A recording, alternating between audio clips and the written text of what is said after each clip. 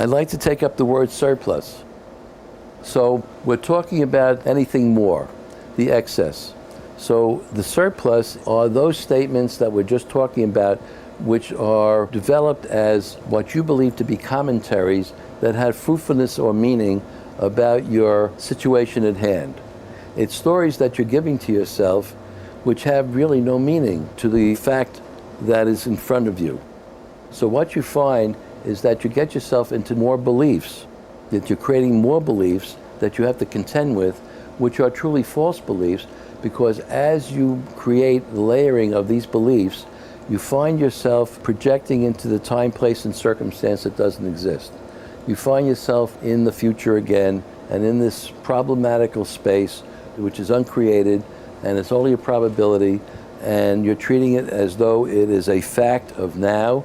You're treating it as though it's a fact. It is not a fact, and you operate according to it as though it is a fact, and then the misjudgments come. The misjudgments come because it forces you into taking directions that are not in truth. We're talking about telling the truth. And the moral component of the yes or no is to tell the truth, because it's based in the ninth law, the ninth precept that we function under the cosmological laws that become the source of our way of operating in our daily life experience, which is to say the truth. So we tell the truth, which is embedded in yes or no, because you're really telling the truth to yourself at that point. You want to go further and make up something to account, some justification, some defense, some excuse, some rationalization. We're no longer in truth. We've skirted it, and we've girded ourselves with further ideas and concepts, which we then have to contend with. And then when things don't turn out, we feel disquieted, upset at ourselves, at others. We start to blame others for not helping us fulfill what we were trying to do.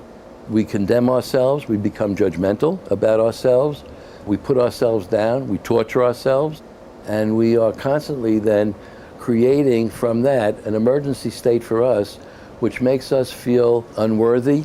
It distorts our self-image, and then you see with this 100 million people or so who are walking around with back problems, hunched over, posturally distorted, having some sort of defect in the spinal column, and they're speaking in their bodily language of this inability to tell themselves the truth, staying in indecision, and that indecision is really saying no to life.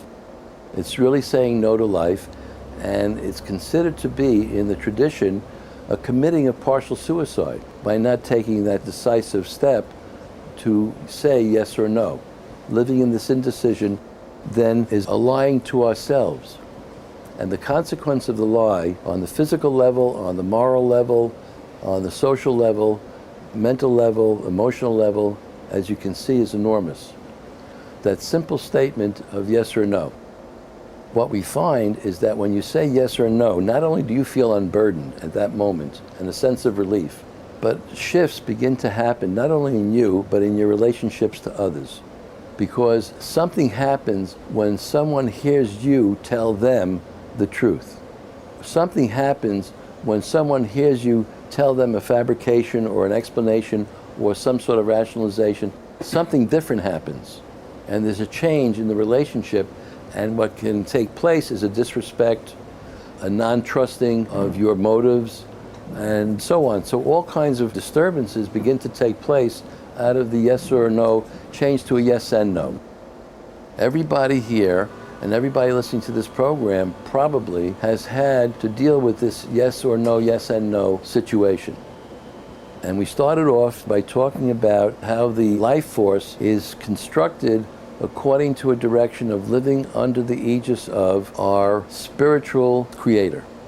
How we live according to a life that's embedded in saying and living in a truthful way in life, and that when we do that, the universe comes to aid us. You see, the universe can't come to help us if we're not in truth. If we don't tell the truth, we have turned our back on the possibility of what the universe can give to us. When we tell the truth, we're permitting the universe in, because it can't go with you to a place that's not in truth. It can't participate in it. It can only participate with you in a direction in which you are following that kind of cosmological law. And if you don't follow that law, it can't help. It's not available. Now we've taken a path of death.